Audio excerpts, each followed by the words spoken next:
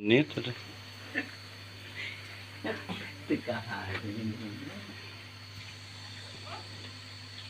Main ke pabrik moring. Sekarang lagi naon Pak? Goreng. Lagi menggoreng-goreng. Ini moringnya cap 2 putra. Asli ini keluaran putra daerah dari Tasikmalaya. Tuh. Calon pembeli. Calon pembeli itu geus ngaleut.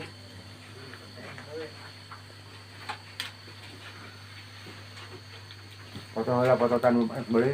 Tuh, pembeli pelanggan. Pelanggan Moring wungkul tuh. Wah, nya ya mah. Kintal met ah. Tuh, itu pesen seberapa kintal ya? 2 kintal lah, Dim. 2 kintal. Ya. 2 kintal. Tuh, paling itu nu pesen deh itu. Ah, marema ya mah. Pak Mamet mah. Ya stok ya.